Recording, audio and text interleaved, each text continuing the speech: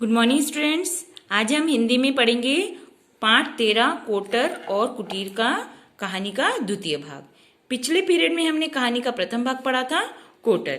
तो कोटर वाले पार्ट में क्या पढ़ा था हमने कि चातक पुत्र और चातक पिता के बीच में बातें हो रही थी। चातक पुत्र कह रहा था कि मुझे जल पीना है, मैं कहीं का भी जल पी लूंगा, मैं बादलों का इंतजार नहीं करूंगा। और वह गंगा का जल पीने की बात कहकर अपने पिता से विदा लेकर वहां से उड़ गया था। आज हम कहानी का दूसरा भाग पढ़ेंगे। कहानी का दूसरा भाग है कुटीर। बुद्धन का कच्चा खपरेल का घर था। तो बुद्धन का घर कैसा था?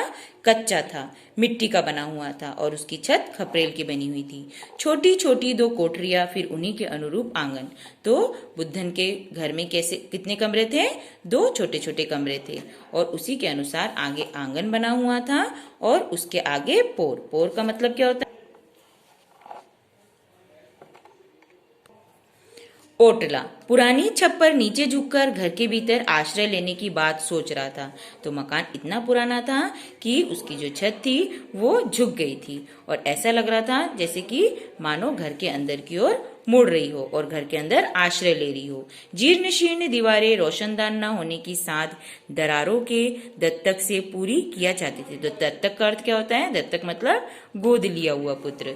तो मकान की जो दीवारें थी उसकी हालत इतनी खराब थी कि उसमें दरारें आ गई थी और रोशनदान न होने के कारण वो दरारें ही किसका काम कर रही थी? रोशनदान का काम कर रही थी। जैसे कि मानो दरारों के द्वारा वो अपना कमी पूरा कर रही हो। उस घर में और कुछ हो या ना हो, आंगन के बीच चातक पुत्र के विश्राम करने योग्य नीम का एक वृक्ष था। तीसरी उड़ान की थकान मिटाने के लिए वह उसी पर उतरा। नीम की स्निग्धता तथा सघनता ने चातक पुत्र को अपनी निजी सहकार की याद दिला दी। अर्थात नीम के वृक्ष में कैसी थी? बहुत ही शीतलता थी, स्थिरता थी और नीम का वृक्ष बहुत अधिक घना था, जिसके कारण उसे वो अपने घर जैसा ही प्रतीत हो रहा था। विश्राम पाकर भी उसके जी में एक प्रकार की व्याकुलता उत्पन्न हो गई। भले ही नीम के वृक्ष पर उसे विश्राम प्राप्त हो रहा था, लेकिन फिर भी उसका मन कैसा था? बहुत ही व्याकुल और बेचैन। पकी निम्बोरी की तरह उस वेदना में भी कुछ माधुर्य था। अर्थात उसका मन इतना व्याकुल था कि निम्बोरी की तरह ही उसके वेदना में भी माधुर्य था।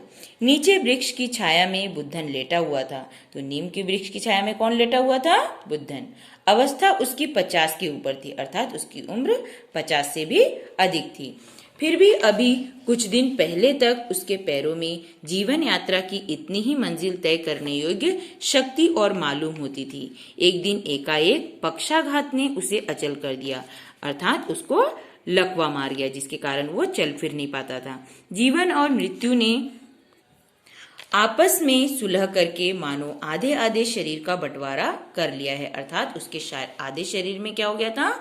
लकवा मार गया था, जिससे उसका आधा शरीर किसी भी कार्य को नहीं कर पाता था। स्त्री पहले ही मर चुकी थी, उनकी पत्नी की मृत्यु हो चुकी थी पहले ही। घर में उसका एकमात्र पुत्र गोकुल ही था, उसी के सहारे उसके दिन पूरे हो रहे थे। गोकुल एक जगह काम पर जाता था, काम करके प्रतिदिन संध्या तक लौट आता था। आज अभी तक नहीं आया था, इसीलिए बुद्धन उसके लिए छटपटा रहा था। उसका मन बहुत ही बेचैन हो रहा था। ऊपर आकाश में तारे छिटक आए थे, मतलब आसमान में तारे निकल आए थे। इधर उधर चारों ओर सन्नाटा था, सब दूर शांति थी और घर में बुद्धन अकेला था। यद्यपि उसमें खाट के नीचे उतरने तक की शक्ति नहीं थी, तो भी उसका मन न जाने कहाँ कहाँ चौकड़ी भर रहा था, मतलब उसके मन में बहुत ही अलग अलग विचार आ रहे थे। गोकुल सवेरे थोड़े से चने खाकर काम पर गया था। बुद्धन के लिए भी कुछ चने और पानी यथास्थान रख गया था। आज खाने के लिए घर में और कुछ था ही नहीं। कह गया था शाम को मजूरी के पैसों का आटा लाकर रोटी बनाऊंगा, परंतु आज वह अभी तक नहीं आया था। अनेक आशंकाओं से बुद्धन का मन चंचल हो रहा था, वह अपनी बेटी के लिए परेशान हो रहा था।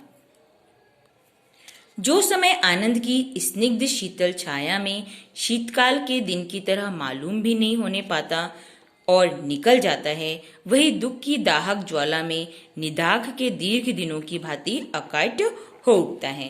अर्थात जब हमें हमारे मन में आनंद होता है तो हमारा दिन शीतकाल के दिनों की तरह जल्दी निकल जाता है और मालूम नहीं पड़ता।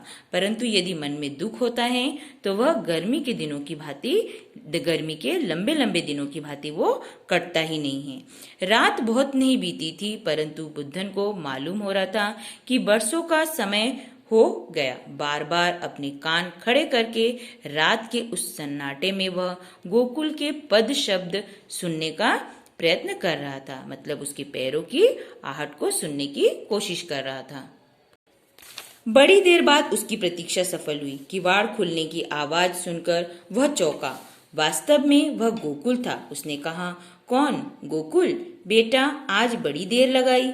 गोकुल धीरे से पिता की खाट के पास आकर रोने लगा। बुद्धन ने घबराकर पूछा, क्या हुआ बेटा, क्या हुआ? आज मजूरी नहीं मिली, अब कैसे चलेगा? मजूरी नहीं मिली, फिर इतनी देर क्यों हुई? संवेदनशील होकर गोकुल ने उसे अपना हाल सुनाया। सवेरे घर से निकलते ही गोकुल को सामने खाली घड़ा मिला। देखकर उसके पैर ढीले पड़ गए, मतलब वो आगे चल नहीं पा रहा था। सोचा, आज भगवान ही मालिक है। काम पर पहुंचकर उसने देखा ओवरसियर साहब आज कुछ ज्यादा नाराज है। इंजीनियर साहब काम देखने आए थे। अन्याय का यह बोझ उन्होंने दिन भर मजदूरों पर अच्छी तरह उतारा, मतलब इंजीनियर साहब ने पूरा अपना क्रोध जो है वो मजदूरों पर उतारा। शाम को मजदूरी देते समय भी साफ इनकार कर दिया। आज दाम नहीं दिए जाएंगे, उस अदालत के फैसले की तरह जिसकी कहीं अपील नहीं हो सकती। तो जब इंजीनियर साहब ने पैसे देने को मना कर दिए तो अब वो पैसे कहाँ से लाए? ओवरसियर साहब का हुक्म मानकर मजदूर अपने अपने घर लौट गए। गोकुल लौटा चला आ रहा था कि एक जगह उसे रास्ते में कुछ पड़ा दिखाई दिया। पास पहुंचने पर मालूम हुआ रुपए पैसे रखने का बटुआ है। उठाकर देखा, काफी वजनदार था। वह सोच में पड़ गया, इसे खोलकर देखना चाहिए या नहीं। न देखने का निश्चय ही उसे दृढ़ करना पड़ा। उसने निर्णय लिया कि मैं इसे खोलकर नहीं देखूंगा। कौतूहल निवृत्ति करने के लिए उसने उसे टटोला। टटोलने पर मालूम हुआ रुपए हैं और बहुत कम भी नहीं। थोड़ी देर तक वह वही खड़ा खड़ा सोचता रहा, इसका क्या करूं? उसके पिता ने उसे अब तक जो कुछ सिखाया था उसने उसे इस बात को सोचने का अवसर ही नहीं दिया कि बटुआ अपने पास रख ले। वह यही सोच रहा था कि बटुआ किसका है। जब उसे मालूम होगा कि उसका बटुआ खो गया है तब उसकी क्या दशा होगी। रुपए पैसे का क्या मूल्य है, यह बात वह कुछ दिनों में ही अच्छी तरह जान गया था। उस व्यक्ति की उस समय की दशा का विचार करके वह इस प्रकार सिरह उठा मानो उसी का बटुआ खो गया हो। उसे ध्यान आया कि कुछ दूर उसने एक गाड़ी जाती हुई देखी थी। उस पर कान में मोती पिरोए सोने की बाली पहने हुए एक महते बैठे थे। संभव है यह बटुआ उन्हीं का हो, और किसी के पास इतने रुपए होना आसान भी नहीं। यह कुएं पर गाड़ी रोककर उन्होंने पानी पिया होगा। उसने इस बात पर विचार ही नहीं किया कि गाड़ी तक जाने में कितना समय लगेगा। इस कहानी का आगे का भाग हम इसके बाद वाले वीडियो में पढ़ेंगे।